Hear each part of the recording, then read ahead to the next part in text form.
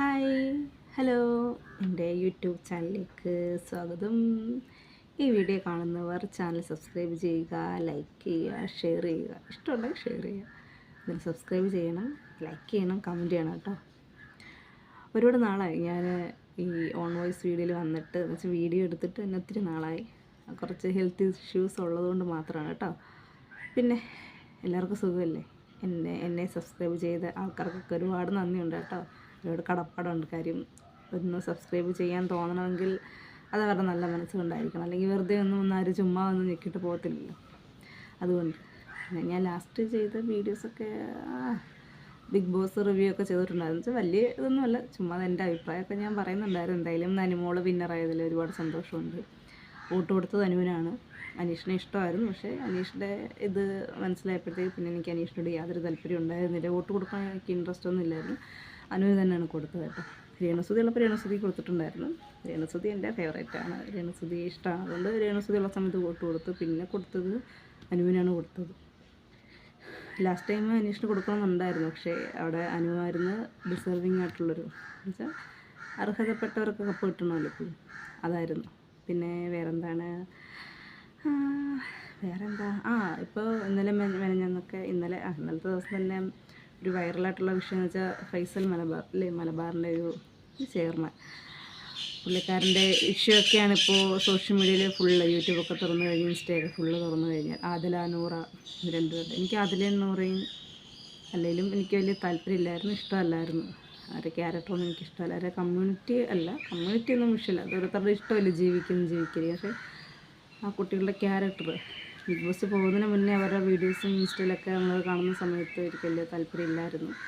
Big boss പോയ സമയത്ത് അതിനകത്ത് ആദ്യമൊന്നും കുഴപ്പമില്ലായിരുന്നു. പിന്നെ എനിക്ക് നമ്മളൊന്നും കുറ്റം പറയുന്നില്ലല്ലോ. പിന്നെ ക്യാരക്ടർ വെളിയിൽ വന്നു. എന്താണ് അവർ ക്യാരക്ടർ എന്നുള്ളത്, ഇല്ലാത്ത കാര്യങ്ങൾ ഉണ്ടാക്കി പറയുക എന്നുള്ളത്. പക്ഷെ അതൊന്നും അത്ര നല്ലതല്ല. കൂടെ നിന്ന് അനുമോളെ ചോദിക്കുക, കൂടെ നിന്ന് എല്ലാവർക്കും ഇട്ട് ഓരോരോ പണി കൊടുത്തിട്ടുണ്ട്. ഓരോരോ നല്ല പണി കൊടുത്തിട്ടുണ്ട്. ഏറ്റവും കൂടുതൽ അനുവിനാണെന്ന് മാത്രം. അവിടെ അതിനകത്തുള്ളവരെ ആദില നൂറൊക്കെ വിശ്വസിപ്പിച്ചു അല്ലേ. അതിനകത്തുള്ളവരെ എന്നുവെച്ചാൽ അവരെല്ലാവരും ആദില നൂറ സൈഡ് തന്നെയായിരുന്നു. അവരാണ് പെർഫെക്റ്റ് എന്ന രീതിയിൽ. പക്ഷേ ആദില നൂറ ഓർക്കണമായിരുന്നു, പുറത്ത് ജനങ്ങൾ കണ്ടുകൊണ്ടിരിക്കുകയാണ്. ജനങ്ങളെ പറ്റിക്കാൻ പറ്റത്തില്ല. ജനങ്ങളുടെ കണ്ണിൽ പൊടിയിടാൻ പറ്റുമോ? അവർ കണ്ടുകൊണ്ടിരിക്കുന്നത് എത്ര എഡിറ്റഡ് ലൈവ് വീഡിയോ പുറത്ത് വിട്ടാലും നിങ്ങൾ ചെയ്ത കാര്യമാണ്. ഇതെല്ലാം മോർഫ് ചെയ്ത കാര്യങ്ങളൊന്നുമല്ലല്ലോ. നിങ്ങൾ ചെയ്തെന്താണോ നിങ്ങൾ പറഞ്ഞെന്താണോ അതാണ് വരുന്നത്. മാറ്റി പറയുന്നൊന്നും വരുന്നില്ല അവിടെ. അപ്പോൾ എന്താണോ വന്നിട്ടുള്ളത് അതിലൊക്കെ ഫുള്ള് നെഗറ്റീവ് തന്നെ. ലാസ്റ്റ് വരെ നെഗറ്റീവ് തന്നെയായിരുന്നു. ടോപ്പ് 5 എത്തേണ്ട നൂറയൊക്കെ അതുകൊണ്ടാണ് ഔട്ടായി പോയിരുന്നത്.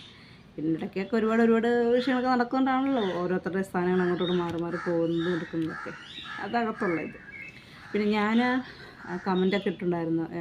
അനുവിന് സപ്പോർട്ടായിട്ട് കമൻറ്റൊക്കെ ഇട്ട സമയത്ത് അനീഷ് ഫാൻസാണോ അക്ബർ ഫാൻസാണോന്ന് അറിയത്തില്ല. അവരൊക്കെ നിങ്ങൾ ചോദിച്ചിട്ടുണ്ട് ഞാൻ PR ആണെന്ന്. രേണുസുതിയെ സപ്പോർട്ട് ചെയ്തപ്പോഴും പറഞ്ഞു. രേണുസുതിയെ സപ്പോർട്ട് ചെയ്ത് സംസാരിച്ചപ്പോഴും ഇതേപോലെ നമുക്ക് നമ്മളെ ഇതായിട്ടുള്ള ഓരോ വേർഡുകളൊക്കെ പറഞ്ഞിട്ടുണ്ടായിരുന്നു. അനുവിനെ സപ്പോർട്ട് ചെയ്തപ്പോഴും അത് തന്നെ അവസ്ഥ. ഞാൻ ചോദിക്കട്ടെ, എനിക്കാരെ സപ്പോർട്ട് ചെയ്തൂടെ? എനിക്കിഷ്ടമുള്ളത് ഞാൻ സപ്പോർട്ട് ചെയ്യും, എനിക്കിഷ്ടമുള്ള വോട്ട് കൊടുക്കും, എനിക്കിഷ്ടമുള്ളവർക്ക് എന്തെങ്കിലും ഇത് കഴിഞ്ഞ് ഞാൻ പ്രതികരിക്കും, ഞാൻ കമൻ്റ് ഇടും. അതൊക്കെ എൻ്റെ ഇഷ്ടമല്ലേ. എന്നെ വന്ന് ഒരുപാട് പേര് സംസാരിക്കുന്നുണ്ട്. അത് കമൻറ്റും ഞാൻ റിപ്ലൈ കൊടുക്കുന്നുണ്ട്. കൊടുക്കുമ്പോൾ അവർക്ക് ഇങ്ങോട്ട് ദഹിക്കുന്നില്ല. അവർക്ക് ഇങ്ങോട്ട് വരുന്നത്. പക്ഷേ ഇങ്ങോട്ട് വന്നിട്ട് കാര്യമൊന്നുമില്ല. നല്ല മറുപടി ഞാൻ തരുന്നു. മറുപടി തരാനൊന്നും പോകത്തില്ല. അപ്പോൾ അനുവിന് സപ്പോർട്ടായിട്ട് അനുവിന് സപ്പോർട്ടായിട്ട് വീഡിയോ അല്ല, അനുവിന് സപ്പോർട്ടായിട്ട് ഇതിട്ട സമയത്ത്, കമൻറ്റ് ഇട്ട സമയത്തും അനുവിനെ സപ്പോർട്ട് ചെയ്ത സമയത്തും അനുവിൻ്റെ ചാനലിൽ പോയിട്ട് അനുവിൻ്റെ ഇൻസ്റ്റയിലൊക്കെ ഇപ്പം അനുവിൻ്റെ ചാനൽ ആരാണോ അവർ നമ്മുടെ കമൻറ്റിനൊക്കെ ലൈക്ക് വന്നിട്ടുണ്ട്. അനുവിന് കപ്പ് കിട്ടിയത് അങ്ങോട്ട് ആർക്കും ഇഷ്ടപ്പെട്ടില്ലല്ലോ. എന്താ പറയുന്നത്, കട്ടപ്പ ശൈത്യം, കട്ടപ്പെന്നല്ല മാക്കിൽ നിന്നൊക്കെ വിളിക്കുന്നുണ്ട്. മാക്കിൽ കട്ടപ്പ ശൈത്യയും കുത്തിത്തിരിപ്പ് ബിന്നിയും അതിൽ നൂറ, പിന്നെ ഷാനവാസിനൊക്കെ ഇഷ്ടമായിരുന്നു. ഷാനവാസൊക്കെ ഇഷ്ടം കൊണ്ട് കളഞ്ഞു. ബിൻസി എന്താണോ എന്തോ ഇപ്പോഴും എയറിൽ തന്നെ. മസ്താനൊക്കെ പിന്നെയും ഭേദമാണ് കേട്ടോ. മസ്താനി ലക്ഷ്മി പിന്നെയും ഭേദം. അവർ ചെയ്ത് തെറ്റ് അവരെന്താന്നുള്ള അവർ പുറത്തിറങ്ങിയപ്പോഴല്ലേ അവർ ഇതൊക്കെ മനസ്സിലാക്കിയിട്ട് നിൽക്കുന്നുണ്ട്. അതാണ് ഏറ്റവും വലിയ ഇത്. ഒന്ന് മനസ്സിലാക്കി നിൽക്കുക, അത്രേ ഉള്ളൂ. മനസ്സിലാക്കി നിൽക്കുക. ബിൻസിയൊക്കെ എന്താണ് ആർജ ബിൻസി എന്നൊക്കെ പറയുന്നത് കഴിഞ്ഞാൽ ആർജമാർക്ക് നാണക്കേടാ. ആർജ ബിൻസി. പിന്നെ വേറെ അക്ബർ ആര്യൻ. ജിസയിൽ പിന്നെയും കുഴപ്പമില്ല. ആര്യനൊക്കെ കണക്കാണ്. അക്ബറും വലിയ താല്പര്യമില്ല. അവരുടെ ആ ഒരു ഗ്യാങ്ങിനോട് തന്നെ താല്പര്യമില്ല. ആദ്യം മുതലേ നമ്മൾ ഫുൾ ടൈം ലൈവ് കാണുന്നുണ്ടെന്ന് നമുക്ക് അങ്ങോട്ട് ദഹിക്കാൻ പറ്റാത്ത ഒരുപാട് വാക്കുകളൊക്കെ അക്ബർ പറയുന്നുണ്ടായിരുന്നു. പാട്ടിലൂടെ ആയാലും ഒരുപാട് വ്യക്തിഗത തന്നെ ചെയ്യുന്ന പാട്ടിലൂടെ. അക്ബറിന് കിട്ടുമ്പോൾ അക്ബറിന് സങ്കടം, അക്ബറിന് വേറൊരാളെ പറയാം, ഇഷ്ടംപോലെ പട്ടീനെ വിളിക്കുക, എന്ത് വേണമെങ്കിലും വിളിക്കുക. അതൊരു എന്താ പറയുക, അതൊരു BB ഡയറക്ടർ ഉള്ളതുകൊണ്ട് മാത്രം അവിടെ നിന്നുവരെ വ്യക്തിയാണ് അക്ബർ. അക്ബറിൻ്റെ വോട്ട് നില നോക്കിയാൽ തന്നെ നമുക്ക് മനസ്സിലാവും. നമുക്ക് ആ ജനങ്ങൾക്ക് വലിയ താല്പര്യമുള്ള ഒരു ഇതൊന്നും അല്ലായിരുന്നു അക്ബറിൻ്റെ. ആര്യനെ പിന്നെയും കുഴപ്പമില്ലായിരുന്നു, പക്ഷെ ആര്യന് പിന്നെയും വിഷയമില്ലായിരുന്നു. പക്ഷെ അക്ബർ അങ്ങനെ അല്ലായിരുന്നു. സർഗോ സാറിൻ്റെ ഒരു ഇഷ്ടമുള്ളത് കൊണ്ട് മാത്രം നിന്നുപോയൊരു വ്യക്തിയാണ് അക്ബർ ഖാൻ. പിന്നെ വേറെ അവരൊക്കെ എനിക്ക് വലിയ താല്പര്യമില്ല, ഗ്യാങ്ങിനോട് താല്പര്യമില്ല. അനു കുഴപ്പമില്ല, അനു ഡിസർവിങ് ആണ്. പിന്നെ വേറെ ആരാ, അനീഷിന് വലിയ താല്പര്യമില്ല. അനീഷ് അതിനകത്തും പറഞ്ഞ കാര്യങ്ങൾ പുറത്തുവന്ന് അയാൾ ഫുള്ള് അഭിനയിക്കുകയാണ്. അയാൾ ഇങ്ങനെ അഭിനയിച്ചുകൊണ്ടേ ഇരിക്കുകയാണ് അനീഷ്. അപ്പം അനീഷിൻ്റെ PR താഴെ വന്ന് കമൻറ്റിടെ നിൽക്കണ്ട. ലൈവ് കാണുന്ന പ്രേക്ഷകരിൽ ഒരാൾ മാത്രമാണ് ഞാൻ ചെന്ന് കമൻറ്റ് ഇടുമ്പോഴും റിപ്ലൈ കൊടുക്കുമ്പോഴൊക്കെ PR, അനുമോളുടെ PR, പൈസ കിട്ടിയില്ലേ, എന്തിനാ കരയുന്നത്, അങ്ങനെ സത്യം പറഞ്ഞാൽ ചിരിക്കുവാണ്, സന്തോഷം കൊണ്ടിട്ടാണ് ചിരിക്കുന്നത്, കരയുമല്ലേ. നിങ്ങളൊക്കെ ഇല്ലേ കരഞ്ഞ് മെഴുകി നിൽക്കുന്നത്. ഞാനൊക്കെ സന്തോഷിച്ചിരിക്കുകയാണ് അനുവിനെ കിട്ടിയതിൽ. കാര്യം ഇപ്പം അനുവിൻ്റെ ഒരു ബാക്ക്ഗ്രൗണ്ട് നോക്കിയാൽ തന്നെ കഷ്ടപ്പെട്ട് ജീവിക്കുന്ന ഒരു വീടിന് വേണ്ടിയിട്ട് കഷ്ടപ്പെടുന്നത്. എനിക്കിപ്പോൾ അങ്ങനെയുള്ള ആൺകുട്ടികളൊക്കെ ഭയങ്കര ഇഷ്ടം. ഇപ്പോൾ അത് കുറവാണ്. സ്വന്തം കാര്യങ്ങൾ നോക്കി സ്വന്തമായിട്ട് സെറ്റിലായി അങ്ങനെ ആഗ്രഹിക്കുന്ന ആൾക്കാരുണ്ട് എപ്പോഴും. അപ്പോൾ അതിൽ വെച്ച് നോക്കുമ്പോൾ വീട്ടുകാർക്ക് വേണ്ടി, ഞാനും അങ്ങനെ തന്നെ ആയതുകൊണ്ടായിരിക്കാം വീട്ടുകാർക്ക് വേണ്ടി നമ്മൾ കഷ്ടപ്പെടുന്നതും അല്ലെ ഒരു സമയത്ത് നമ്മൾ ഓടിയതും അന്ന് കുറേ ടെൻഷൻ അടിച്ചതിൻ്റെയൊക്കെ ഫലം നമുക്ക് ദൈവം തരും. അതുകൊണ്ട് ഇങ്ങനെയൊക്കെയുള്ള കാര്യങ്ങളാണ് തരുന്നത്. അപ്പോൾ അനുവിന് കിട്ടാൻ അതുകൊണ്ടാണ് അനു ഡിസർവിങ് ആണെന്ന് പറയുന്നത്. അനുവിൻ്റെ റിയൽ ലൈഫിൽ ഒരുപാട് ബുദ്ധിമുട്ടിട്ടുണ്ട്, അല്ലാതെയും ബുദ്ധിമുട്ടിട്ടുണ്ട്. അപ്പോൾ പിന്നെ അതിനകത്ത് പിന്നെ പറയുകയേ വേണ്ട.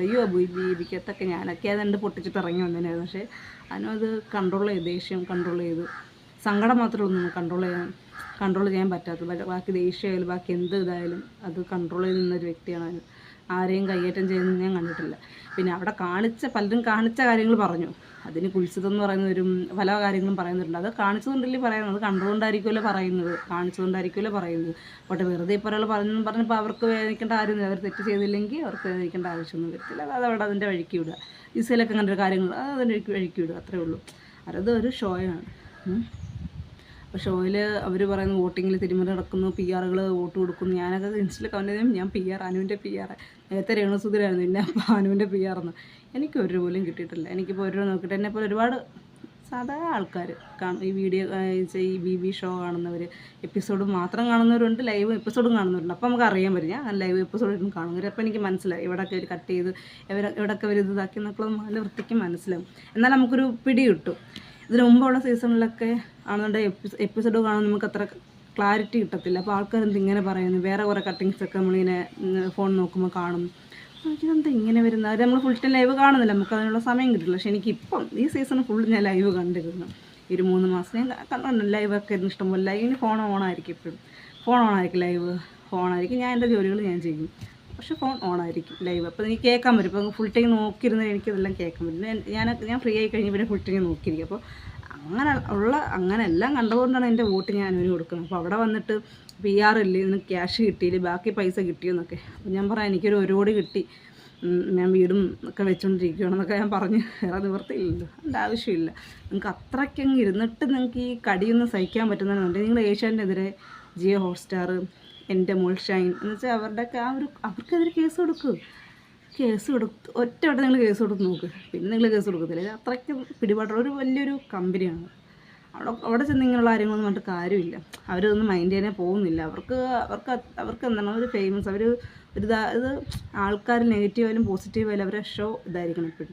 അതിലവർ 100% അല്ല 200% അവർ വിജയിച്ച് കഴിഞ്ഞു. അവരെ ഷോ എത്തേണ്ട ആൾക്കാർക്കൊക്കെ എത്തിക്കഴിഞ്ഞു. അവർക്ക് അത്രയേ ഉള്ളൂ. ഈ കിടന്ന് കരഞ്ഞ് മെഴുകുന്ന ആൾക്കാർക്ക് പോയി കംപ്ലയിൻറ്റ് കൊടുക്കുക, ഏഷ്യാനെതിരെ കംപ്ലയിൻറ്റ് കൊടുക്കൂ, അല്ലെ നിങ്ങൾ വോട്ടിങ് കാണിക്കണം, അല്ലെങ്കിൽ അങ്ങനെ ഇങ്ങനെയൊക്കെ പറഞ്ഞ് കുറേ ഇത് വന്നിട്ടുണ്ടല്ലോ. ഷോ കാണുന്നവർക്കറിയാം കറക്റ്റ് കേട്ടോ. അവരെയൊന്നും പറ്റിക്കാനൊന്നും പറ്റത്തില്ല, അവരെ കണ്ണിൽ പൊടിയിടാനും പറ്റത്തില്ല. അപ്പോൾ പിന്നെ BB ക്രൂ അവിടെ ഉണ്ടല്ലോ ഫുൾ ടൈം. ഇതിപ്പോൾ എഡിറ്റ് ചെയ്യുന്നതിലും അവർക്കറിയാം കാര്യങ്ങളൊക്കെ.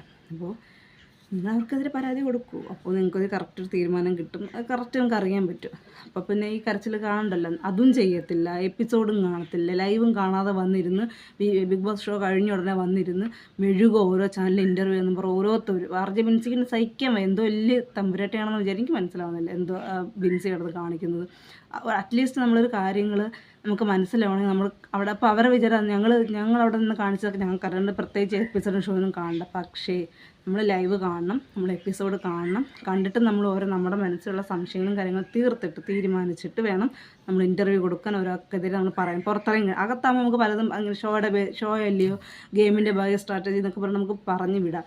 പക്ഷെ പുറത്തിറങ്ങി കഴിഞ്ഞ് നമ്മൾ സംസാരിക്കും. നമ്മൾ എന്താ ചെയ്യേണ്ടത്? അത് ലൈവ് കാണുക, എപ്പിസോഡ് കാണുക, കാര്യങ്ങൾ നമ്മൾ മനസ്സിലാക്കിയിട്ട് വേണം നമ്മൾ ഇൻ്റർവ്യൂ കൊടുക്കാനും അവർ ചോദിക്കുന്ന ചോദ്യങ്ങൾക്ക് മറുപടി കൊടുക്കാനും. അപ്പോൾ നമുക്കൊരു ക്ലാരിറ്റി കിട്ടും. നമ്മുടെ തെറ്റുകൾ മനസ്സിലാവും, നമ്മുടെ ശരികൾ മനസ്സിലാവും. നമ്മൾ അവർ ഇന്നതാണല്ലോ, അല്ല അങ്ങനെ ആയതുകൊണ്ടാണ് നമുക്കിങ്ങനൊരു നെഗറ്റിവിറ്റി വന്നതൊക്കെ ഇതൊന്നും ചെയ്യാതെ കുറേ എണ്ണം ഇങ്ങനെ അവർക്ക് കൊളാബ് ഡ്രസ്സ് ഇടാനും ഷൂട്ട് ചെയ്യാനും യൂട്യൂബിൽ ചാനലിൽ കയറാനും വീഡിയോ ഇടാനൊക്കെ അവർക്ക് സമയമുണ്ട്. പക്ഷേ ഒരു കാര്യം ക്ലാരിറ്റി ചെയ്തിട്ട് ഇൻ്റർവ്യൂവിൽ വന്നിരിക്കണം, അല്ലെങ്കിൽ പബ്ലിക്കിലോട്ട് വീണം എന്നുള്ളത് ആർക്കും ഒരു ബോധമില്ലാത്ത കുറേ എണ്ണം അവരവരെ വില കൊണ്ട് കളഞ്ഞു. സരിക ദൈവമേ, മാതിരി പരദൂഷണം പറയുന്ന പെണ്ണുങ്ങൾക്കാണ് കുറേ ഇത് കിട്ടുന്നത്. പക്ഷേ പൊന്ന് ശാരികയ്ക്ക് എന്താണ് ഇൻ്റർവ്യൂ എന്ന് പറയുന്നത്? കഷ്ടം തോന്നുന്നു. ഒരു ഇത്ര നല്ല, ഞാൻ ശാരികയൊക്കെ അനുസരിച്ച് നല്ലൊരു ക്വാളിറ്റിയിൽ കണ്ടൊരു വ്യക്തിയത്. ഇവർക്കൊന്നും മനസ്സിലാവും. ഇവരെന്താ കാണിക്കുന്നവരെ നിങ്ങൾക്ക് മനസ്സിലാവുന്നില്ല എന്തോ. ആൾക്കാരിത് കാണുന്നുണ്ട്, ആൾക്കാരിത് പല രീതിയിലെടുക്കും. അപ്പോൾ നമ്മൾ നമ്മുടെ ക്ലാരിറ്റി കൊടുക്കുന്ന സമയത്ത് മറ്റുള്ളവരെ അടിച്ചാക്ഷേപിച്ച് അല്ലെങ്കിൽ മറ്റുള്ളവരെ ഇങ്ങനെ കുത്തിപ്പറഞ്ഞ് വേദനിപ്പിച്ചിട്ട് നമുക്കൊന്നും കിട്ടാനില്ല. ഷോ കഴിഞ്ഞു. അപ്പോൾ നമുക്ക് വന്നത് നമ്മളത് നേരിട്ട് നമ്മൾ ക്ലാരിഫൈ ചെയ്യുക. നമ്മൾ ആ ഒരു കാര്യത്തിൽ ക്ലാരിറ്റി കൊണ്ടുവരിക. അങ്ങനെയല്ലേ ചെയ്യേണ്ടത്. ഒറ്റ എപ്പിസോഡ് ലൈവാണ് കണ്ടിട്ടില്ല. വന്നിരുന്ന് എങ്ങും വീഴുക, പറഞ്ഞ് വെറുതെ നാണം കിട്ടി നിൽക്കുക. ഇതിൻ്റെ അടിയിൽ വന്ന അക്ബർ ഫാൻസ്, പിന്നെ ആരുടെ അനീഷ് ഫാൻസ് ഒന്നും ഇവിടെ ഒന്നും കമൻറ്റിടാൻ നിൽക്കണ്ട. നിങ്ങളുടെ ഇഷ്ടം, നിങ്ങളുടെ ആർക്കും വോട്ടിടുന്നത് നിങ്ങളുടെ ഇഷ്ടം. പക്ഷേ ഞാൻ എൻ്റെ അഭിപ്രായമാണ് പറഞ്ഞത്, ഞാൻ കണ്ടത് വെച്ചാണ് പറഞ്ഞത്. അതിനകത്ത് ആരും വന്ന് പൊങ്കാലിടാൻ നിൽക്കണ്ട, വയറ് നിറച്ച് ഞാൻ തരും. ശരി, അപ്പോൾ ഓക്കെ, ബൈ, താങ്ക് യു.